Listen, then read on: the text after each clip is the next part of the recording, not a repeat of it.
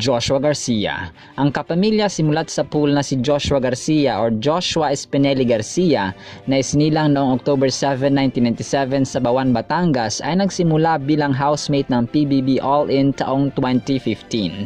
At sa kauna-unahang pagkakataon ay bumisita sa GMA Network building si Joshua para sa promotion ng Unbreak My Heart. Ang Unbreak My Heart ay collaboration series ng GMA Network at ABS-CBN na pinaniniwala ang pinakamalaking collab ng taon. Tampok din sa series na ito ang mga kapuso stars na si Richard Yap at Gabby Garcia.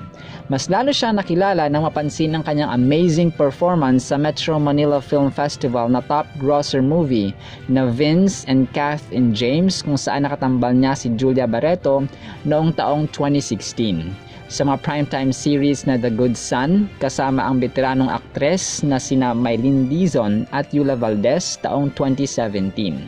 Kabilang din sa iba't ibang TV series na ito gaya ng The Greatest Love with Dimples Romana, Noni Buen Camino, Jane Oineza taong 2016.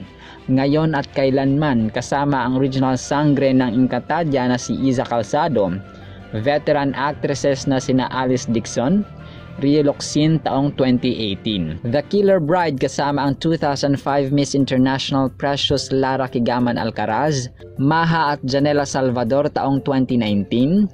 Darna starring Jane De Leon with Janela Salvador as the villain last year 2022. Starring din siya sa mga pelikulang Love You to the Stars and Back with Bel Mariano, Cherry Pie Picache, Carmina Villarruel taong 2017. I Love You Hater with box office queen Chris Aquino, Micael Daez, John Estrada noong taong 2018. Block Z kasama niya naman sina Ian Veneracion at Angel Locsin at Maris Racal. Ang mga kaibigan ni Mama Susan with Angie Ferro, Kelvin Miranda, Patrick Quiroz taong 2023. Ngayong nawala na ang harang ng dalawang giant networks ay mas lalo pa siyang naging close sa mga GMA artists nang dumalo siya sa GMA Gala Ball 2023 kung saan sinabi niyang si Barbie Forteza ang may pinakamagandang damit sa mga babae, which in fact nangyari nga. Naging best dress of the night si Miss Barbie Forteza. Stell of SB19. Sa kabila ng katanyagan hindi lamang dito sa Pilipinas kundi maging sa buong mundo, si Stell o may tunay na pangalang Stelvester Ahero ay piniling maging parte ng Kapuso Network.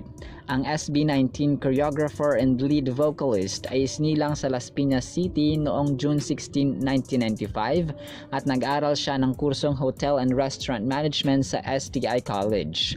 From former member ng dance cover group ay naging lead dancer at choreographer si Stell. Ang 28-year-old musician lang din ang tanging sopranist ng SB19 at tinagurian pang Heavenly Voice dahil sa kakaiba at malaanghel sa taas at timbre ng boses nito.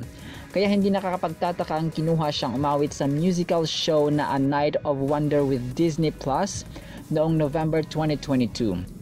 Kasama sina Zephanie at Janela Salvador in one performance habang nilalaunch ang streaming platform ng Disney Plus dito sa bansa.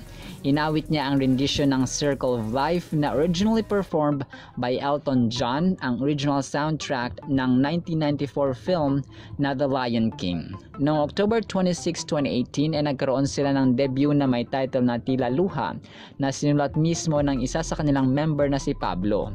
Ang kompletong members ng SB19 maliban kay Stell at Pablo ay sina Josh, Justin at Ken.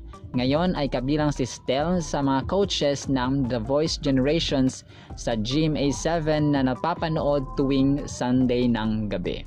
Yasi Pressman o Yasmin Isabel Yasto Pressman ay isang Filipino-British model, actress, television personality, singer and dancer at sinilang noong May 11, 1995.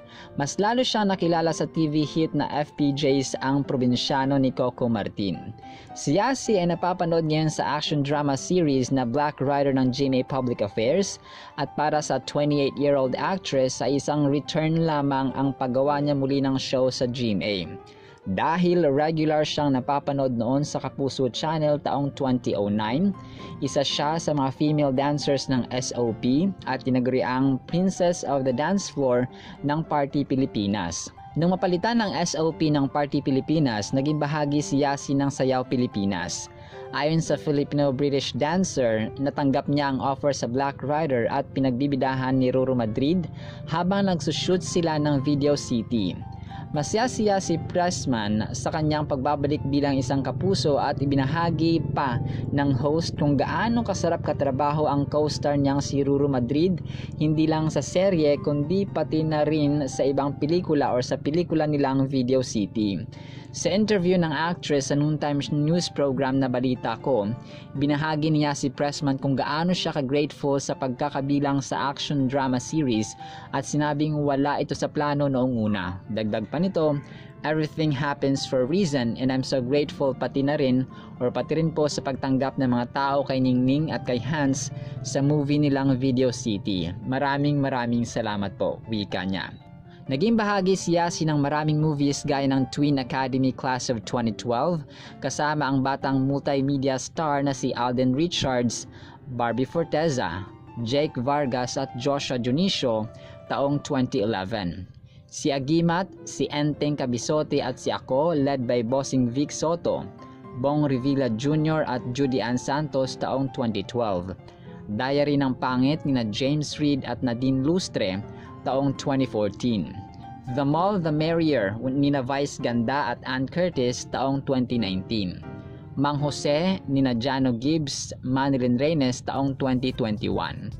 Una siyang nasilayan sa commercials ng Colgate at juice drink na 8 o'clock sa edad na 6 noong taong 2001 at napabilang sa cast ng drama series ng Gulong ng Palad bilang Luisa sa ABS-CBN noong 2006. Matteo Guidicelli. Si Matteo o Gian Matteo Vittorio Fernan Guidicelli ay isnilang sa Cebu City noong March 26, 1990. Cebuana ang kanyang nanay at Italian naman ang kanyang tatay, kung kaya marunong siya magbisaya at Italian at the same time. Maliban sa pagiging artista, siya ay isang reservist sa Philippine Army at second lieutenant sa Armed Forces of the Philippines. Ngayon, ang kabiyak ni pop star Sarah G ay pumirma ng exclusive contract sa GMA Network noong May 11, 2023. Ang actor, triathlete at host ay napapanood na sa morning show na Unang Hirit at masaya siya sa kanyang unang action serye sa GMA Network na Black Rider na pinagbibidahan ni Ruru Madrid at sa mga kasamahan niya sa GMA Public Affairs. Gumaganap siya bilang Paeng Policarpio na isang pulis na humahawak sa kaso ng pagkakapatay sa mag-ina ni Ruru at mangyaring childhood best friend rin ni Ruru bilang si Elias Guerrero. Ilan sa mga naging pelikula pa kasama siya or kasama si Matteo ay Catch Me, I'm in Love na unang tambalan ni Sara Geronimo at Gerald Anderson taong 2011. May Cactus Heart kasama sina Sian Lim at Maha Salvador noong taong 2012. Can't Help Falling in Love with Catherine Bernardo at Daniel Padilla taong 2017. At ngayong 2023, ang Pinduko himself na entry sa 2023 Metro Manila Film Festival. Jody Santa Maria, nadiskubre at nalinang ng ABS-CBN. May tunay na pangalang Jody Chrissy Garcia Santa Maria at isinilang noong June 16, 1982. Bagaman wala pang exclusive contract, masaya siyang makatrabaho ang mga kapuso stars na sina Gabby Garcia at Richard Yap. Si Richard Yap naman ay dati na rin niyang nakatrabaho sa Kapamilya Network. Ngayon, kasama niya ang kapuso artists sa drama series at katatapos lang na Unbreak My Heart na biggest collab ng taon with ABS and GMA. Naniniwala si Jody na tapos na ang network rivals and this means na mas maraming opportunities at trabaho ang mabubuksan para sa mga gaya niyang artista. Alam mo ba na ang batang Jody ay maraming beses nag-audition? Tama po. Pagkatapos ng auditions at walang offers na natanggap ay sumuko na siya. Pero ang talent scout ay na-approach muli si Jody na mag-audition sa Star Magic at sa edad na 15 ay siya ang pinakabata sa kanyang batch. Pagkatapos ng maraming appearances sa TV gaya ng teen-oriented shows and movies na Gimmick at Flames, where she landed sa role ng Tabing Ilog bilang si Georgina or George na isang boyish o tomboy. Naging main cast siya sa original version ng Pangako Sa'yo noong 2001 bilang si Leah Buenavista at noong remake ito noong 2015 ay siya naman si Amor Powers. Ilan pa sa mga pelikulang bahagi si Jodie ay sa Oo Na, Mahal Na Kung Mahal with Baron Geisler, John Lloyd Cruz and Kay Abad taong 1999. Ang award-winning drama film na Anak with star for all seasons Vilma Santos, Claudine Barreto, Baron Geisler noong taong 2000. Jologs with Dieter Ocampo, Patrick Garcia, Vong Navarro, John Prats taong 2002. My Amnesia Girl with Lloydie at Tony Gonzaga taong 2010. Dear Other Self with Sian Lim at Joseph Marco taong 2017. Love You with an Accent with Coco Martin, John Estrada, Rochelle Pangilinan taong 2022.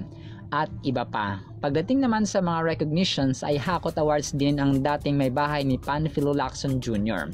Tulad ng Best Talent Search Program Host kasama si Luis Manzano mula sa PMPC Star Awards for Television para sa segment noon na Star Circle Quest taong 2004.